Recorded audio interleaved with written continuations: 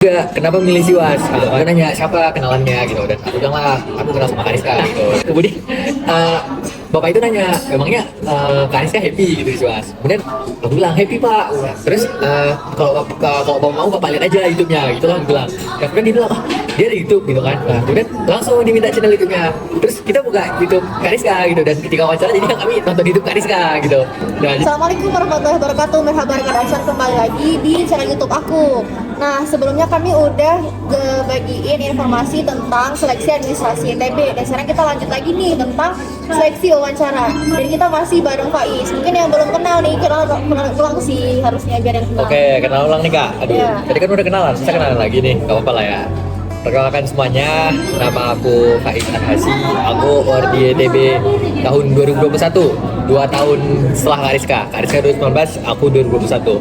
Nah, aku kuliahnya sama kayak Kariska di Siwas Jember University, dan jurusannya teknik sipil, dan sekarang lagi OTW semester 5. Yuk, kita langsung aja guys tentang wawancara. Itu tahap berkas ke tahap interview berapa lama sih semuanya? Kemarin itu karena masa COVID, kita lumayan lama sih kak. Itu kan penutupan berkas Februari ya. Februari Nah, 20. kita tuh wawancara tuh bulan Juli. Nah, jadi lama banget tuh. Tahun 2019 kami Mei sih, berarti mereka tuh lebih lama Iya. lagi. Nah, itu kan di email kan sama ITB. Itu kalian online kah atau gimana? Karena kan COVID nih pada saat itu. Nah, jadi ceritanya itu kan memang masa COVID ya. Terus itu tuh ITB itu di beberapa negara tuh ngelaksanainnya secara offline gitu. Nah, tapi di Indonesia itu kemarin tuh di masa kami tuh online. Nah, jadi kemarin tuh aku tuh via Zoom sih wawancaranya gitu. Cuman normalnya ITB itu offline kan? Ya, kemarin offline kalau nggak di Banda Aceh di Jakarta.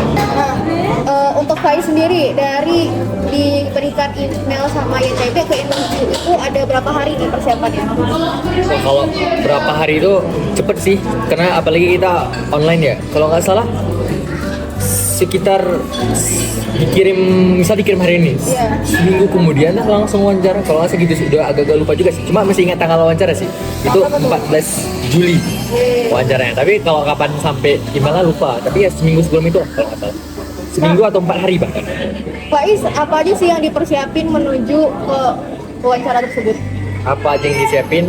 Yang pertama tentunya kita tuh harus cari tahu dulu nih, berdasarkan pengalaman ORT sebelumnya, wawancara tuh biasanya ditanya apa aja. Nah, itu kalau S1, S2, S3 itu pasti beda-beda pertanyaannya. Nah, ini mungkin aku bisa jelasin yang S1 ya, karena aku masih S1.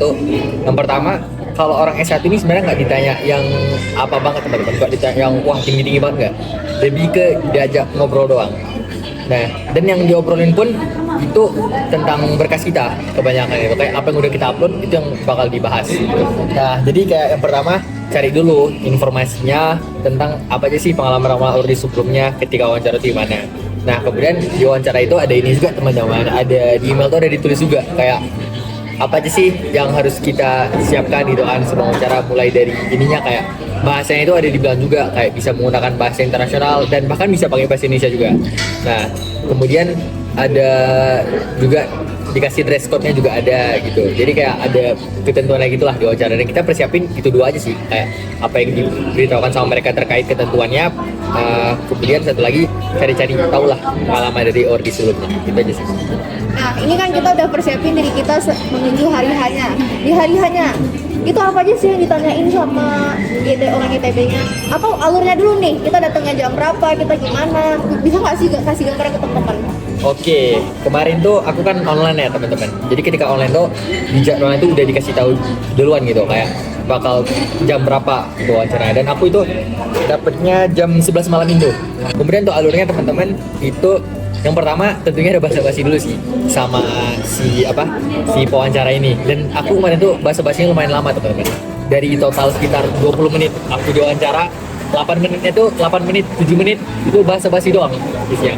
Dan basa-basi itu ngebahas apa ya, cerita-cerita gitulah, kayak bahkan aku kan dari Aceh ya sama kayak Kariska, dan kebetulan si pewawancara ini juga udah pernah ke Aceh gitu 4 kali gitu. Jadi kami banyak cerita panjang gitu. Beliau cerita bahwa beliau nginap di hotel, salah satu hotel di Aceh, dan aku ceritalah kalau hotel tuh gak jauh banget dari rumahku. Kemudian kayak beliau cerita kalau beliau udah kenalan punya kafe gitu di Aceh, dan ditanya tahu nggak kafenya gitu. Dan juga bahkan aku juga nanya ke beliau sih ketika wawancara tuh kayak bapak pernah ini nggak, pernah makan masakan Aceh nggak gitu, makanan Aceh nggak, kayak mie Aceh gitu. Nah jadi kayak banyak ke bahasa-bahasanya sih teman-teman ketika di awal itu sekitar 7 menit. Nah kemudian di sisa menitnya itu setelah 7 menit itu baru mulai wawancaranya. Dan di situ pertanyaannya aku masih ingat banget, itu yang pertama ditanya udah pernah lulus nggak, udah lulus nggak di universitas di Indonesia gitu.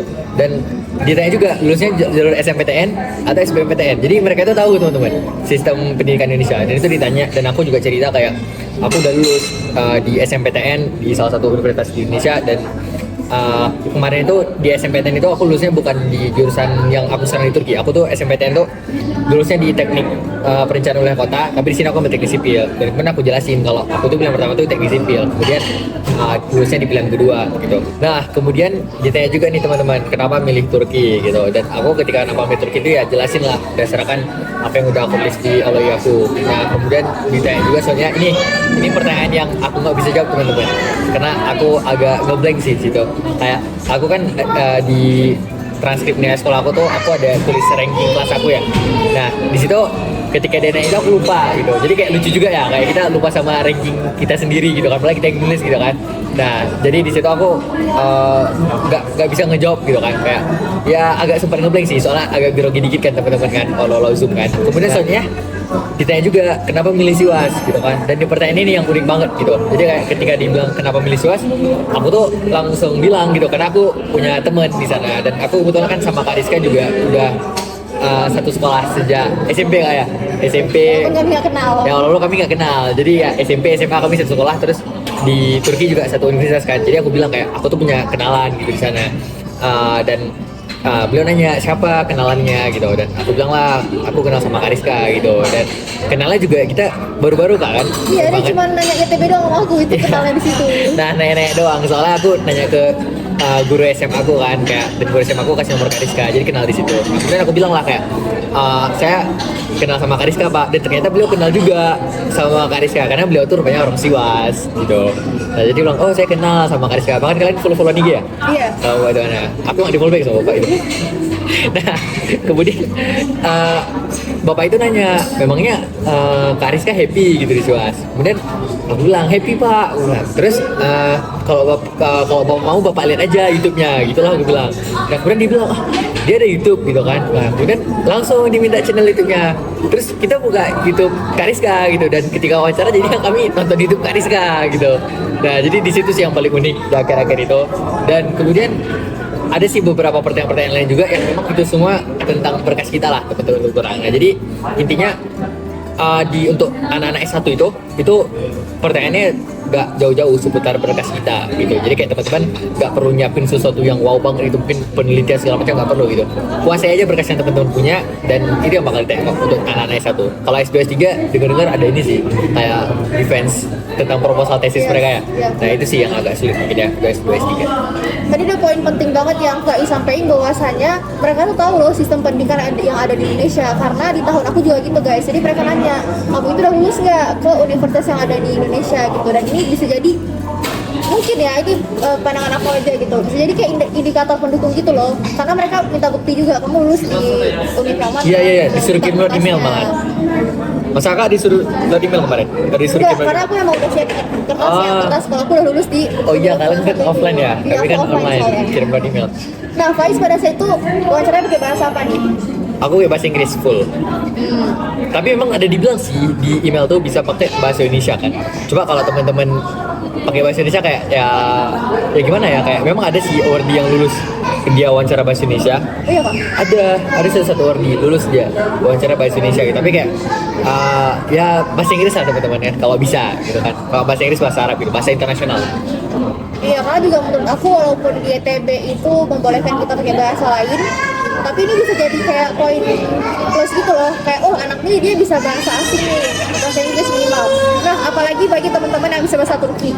Karena pada saat itu aku ada kayak ngomong pakai bahasa Turki, tapi aku ngafal doang. Aku nggak ngerti. Aduh, jadi aku lupa gitu. Itu disiapin 3 hari sebelum wawancara kayaknya. Iya, aku cuma ngafal doang kan, gara-gara ada Wardi bilang gitu. Jadi mungkin ada teman-teman yang udah kenal Turki lebih lama, bisa tuh dipakai kemampuan bahasa Turkinya. Ada orang Turki itu suka banget sama orang luar yang bisa bahasa Turki. Nah, di tahun 2019 itu kami itu ada ujian kemampuan, ada kemampuan dasar Matematika ya? matematika. Ah. Di tahun kan ada nggak? Tahun kami nggak ada teman-teman, karena online. Jadi kita akan terus ujian matematika.